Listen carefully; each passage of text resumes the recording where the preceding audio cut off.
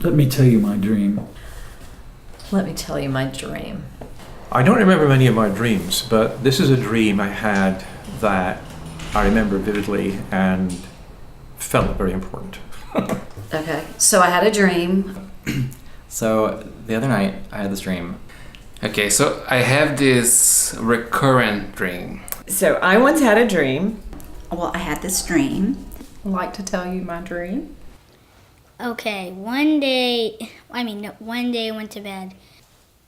All right, so I'd like to tell you about a dream I once had. This is a particular dream I had. Okay. So I have this dream.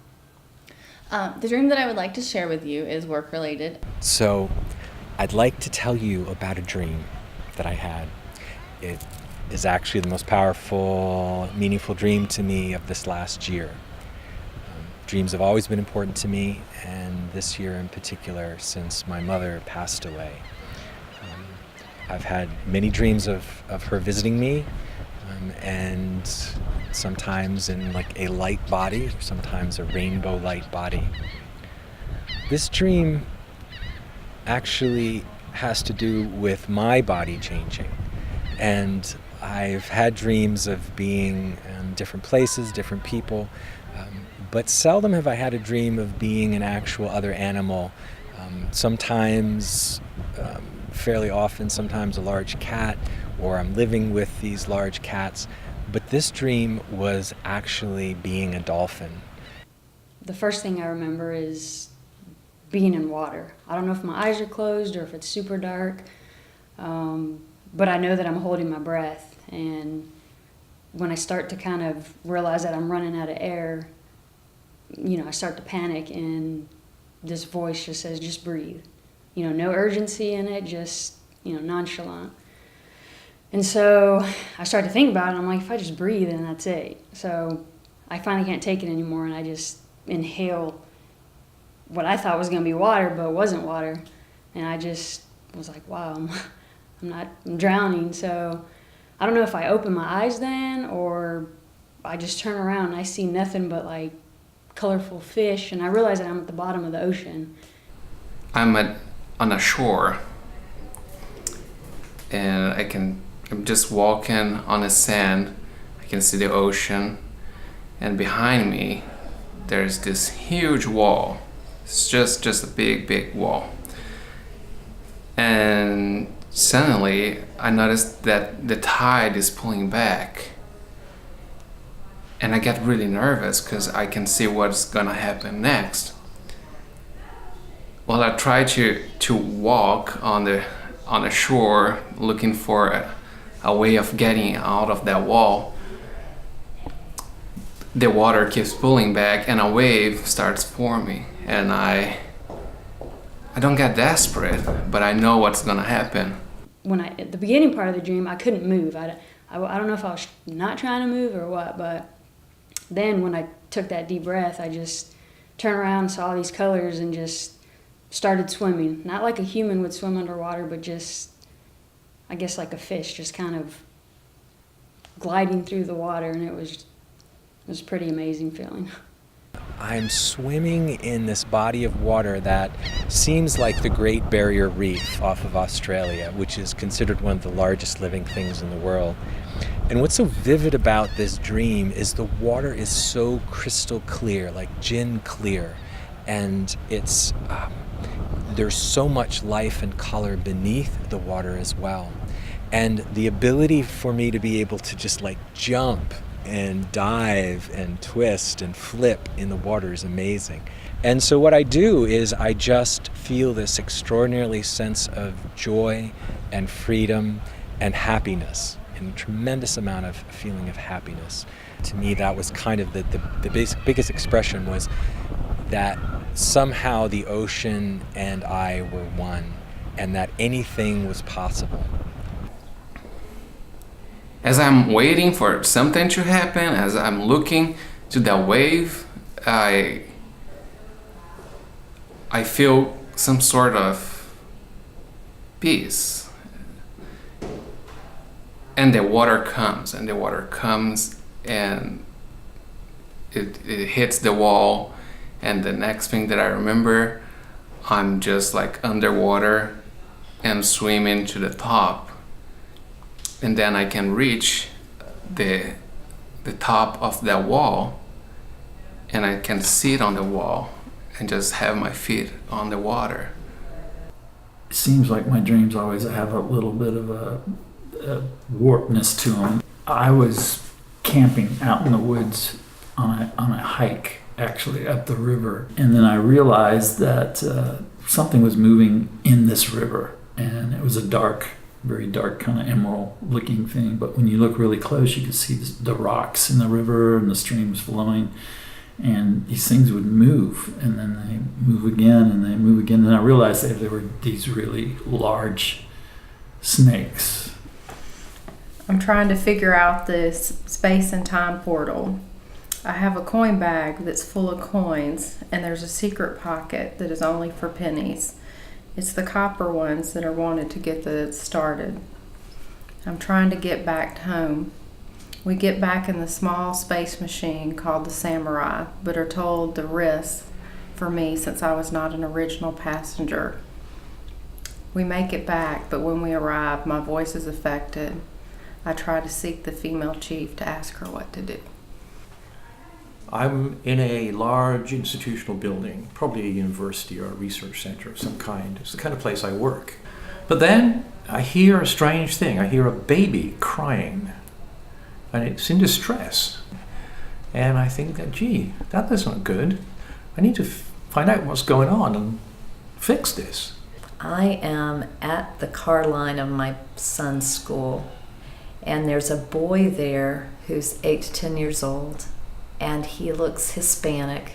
He's missing a front tooth. His hair is kind of not trimmed well, and he has dark eyes and dark hair, and I have the sense that he's an orphan, and I feel compassion for him and a sadness for him. And the crying child's voice is coming from this wild area. So I set off into the wild area looking for it. And suddenly I see a figure standing a ways away, and it's a black cowled woman, almost like a kind of caricature of a witch. And I look at it, and it looks at me, and we make eye contact.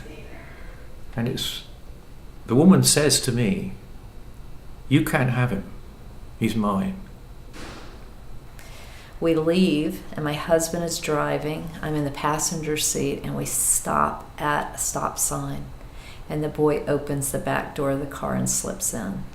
And I know then that he has joined my family. "You can't have him, he's mine."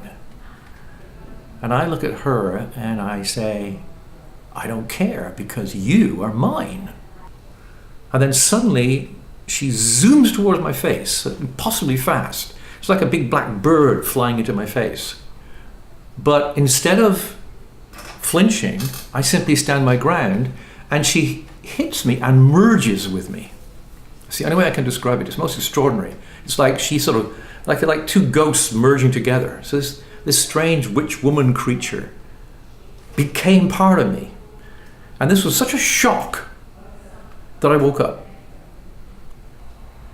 We arrive at this enormous estate, and there's a wise old man there. We enter, and we're in this courtyard overlooking these hills and this beautiful land. And I realize that he's my grandfather. I tell my grandfather that the boy is under my skirt and that he is on his pillow. And I pull the boy from under my skirt and I put him on my shoulder, and he becomes a baby. And he starts to kind of make some noise, and I pat him, and he rests. Then he raises his head. We're under this big tree in this courtyard, and he raises his head and he says, "Oh, we're under the same tree, and I have my favorite pillow." And that's the end of the dream. Okay, my mom dropped me off at this place with Zane, but then there's this little weird kid that just came up. And then he did this leprechaun thing. Then they went to jail. He got handcuffed and he said, "Come to jail with me." I didn't listen. I I just went away. There's this lady, I was trying to follow her because she knew my mom, and then she left me. Then I just walked away. And then I just went to these people and said, "Do you know my mom's number?" And bam. They didn't know my phone number, and I just woke up. I'm driving around frantically, and I'm looking for my mother who is sick. I go into the house, and I'm opening doors, and one of the doors I open up, and it's my brother Kenneth. I can see him from behind. And I tell him I'm sorry, I'm just looking for Mom.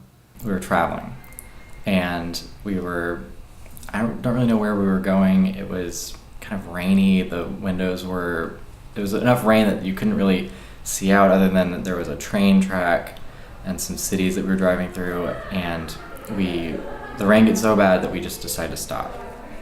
I don't really remember who was traveling with us, but there were a few of us. We were maybe caravanning because we decided to meet at this hotel.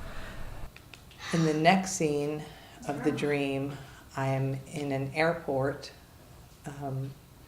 and I'm next to a large suitcase, which is filled with clothes, and I'm very concerned because I'm taking the flight to Ireland to see my mother's relatives, and I'm not happy the way I'm dressed. So we stopped in this hotel, and the next morning it cleared up and it was nice weather, but we found out that there was going to be a wedding, and it was two of my friends, two close friends, and they just decided, well, heck, we're going to do it at this hotel. So I was like, okay. And so, I'm kind of waltzing down the steps getting ready for breakfast, and one of my friends is in his suit, like ready to go to this wedding, and it was this bright yellow coat with very intricate embroidered kind of raised patterns with some gold thread and purple and just crazy looking.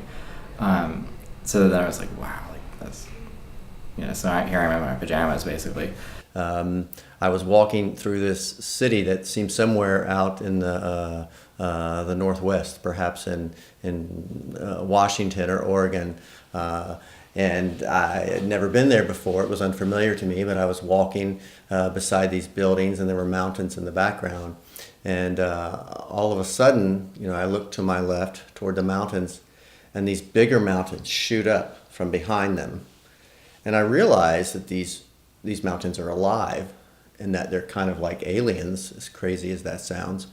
And as soon as I put that together, that they're alive and they're not just mountains, I fell off the earth. So then I get a phone call like at kind of the exact same time that I'm realizing that this is about to happen. And it's one of our other friends saying, hey, I can't make it, but I'm in the wedding. Like, you need to be in the wedding, like, and take my place. So it's like, okay, so like, do I have a suit? Like, I don't remember. And so I go upstairs and, tell people that was in the room with me, like, hey, I'm in this wedding. Like, can I wear something? And so they're like, hey, I think I have a suit that would fit you. So I put on the suit. I hurry downstairs, and my other friend was, I saw her in her dress, and it was the same, it matched his. It was the bright yellow with the embroidery, and they were getting ready to process. And I was like, oh great, well, where am I standing, and what am I doing? So I get in the line and the processional and all that, and then the alarm goes off. So I didn't get to see them wedded, but there it goes. So. And then the next thing I know, I'm on another planet. I know it's another planet because I look back and I can see Earth behind me. And I just started walking, and I walked through this town where all the signs were in an Asian language that I did not speak or recognize. And then I was out of that little cityscape, that Asian cityscape, and I was in the woods, and I was eating a bowl of cereal. I don't know what kind of cereal, but I was eating a bowl of cereal. And a friend of mine who I had not seen in years was up in an oak tree. And she was kind of laughing at me that I was walking through the woods eating cereal, but it didn't seem unusual to me. And I looked back at Earth one more time, and I woke up. In the dream, I found myself in a car. I was a passenger, and it was being driven by a boyfriend from a long time ago. I was in a city somewhat like New York, and I walked into a salvage yard. The weather was gloomy, rainy. The salvage yard had multiple pieces of metal that were all rusted with trucks and cars and that type of thing. We were on our way in a town that I wasn't familiar with. We were on our way to meet my mom, dad, and my dad's sister, Aunt Norma. All of a sudden, out of nowhere, came a very large tiger, very strong colors, bright colors. Was not threatening, didn't growl or do anything mean to me. I kept walking, and a lion came out, same thing. Kept walking and walked out onto the street where there was a man in a small helicopter. Made me think of a drone. And there was a seat for me, so I got in. A bus came by, like the public bus, and my son Austin got off of the bus. And we took off and flew all around the city looking at all the sights, Statue of Liberty, Empire State, different areas of the city that I actually like. And that was it, the end of my dream. As he approached me, I said, "Austin, why are you getting off of the bus now?" And he said, "What's the big deal, Mom?" I was like, "All right, whatever, just get in the car." And all of a sudden, as I started to drive, I realized I was on a hill and that the car was starting to roll, and that I looked in my rearview mirror and saw 2 cars behind me. And I was going backwards and I couldn't find the brake. And Austin said, "Mom, turn the wheel." And when I turned the wheel, the car just went and gently bumped the curb. And I didn't hit any of the cars. There was a booth leading into a tent. And at the opening of the booth, there was a table, and on the table there was a lot of tea bags that were in different colored little pouches. And I was instructed by someone standing nearby to select a tea to drink. And there were some signs that indicated that some of the teas might be hallucinogenic, and some of them might have different effects, calming or get you going, and or hallucinate. And I was concerned because I really didn't want to hallucinate. And they said, "Don't worry, you won't pick one that isn't for you." In the dream, we were preparing for a large event. I'm not quite sure exactly what it was, but I knew it was going to be some large deal. And in the dream, it involved 2 of our gallery artists here at First City Art Center, and they were collaborating on an installation where, and this is only the tidbit of the dream that I remember, but you could walk inside of it, and it was somewhat like a box. And when you were in it, you were completely consumed by the entirety of what was going on around you. I was to drink it all, then take the cup to these 2 gentlemen who were behind a table. And they had a large book. It was like a book that was, 4 feet by 3 feet by 2 feet deep. And the book was very much illustrated like you would find in a monastery. Light played a major part in this dream. There were almost like laser beams of light shooting, and then also there were kind of like muffled images that I don't know if I knew what they were in the dream or not, but I can't recall them now.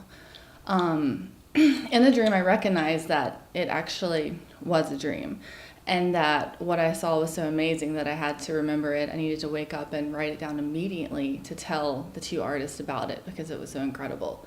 And then they opened the book, and they would obviously reading a number. They went by the number, and they found like the book and the chapter and the verse. And I'm like, okay, what is it? So they were obviously reading my fortune, and at some level. And I said, well, okay, what is it? And so they wrote it on a little slip of paper, and they were mumbling in a language that I didn't understand, and they wrote it just to each other like shop owners, and then wrote it on a slip of paper, and then just handed me the paper. And the paper said, sail with light feathers.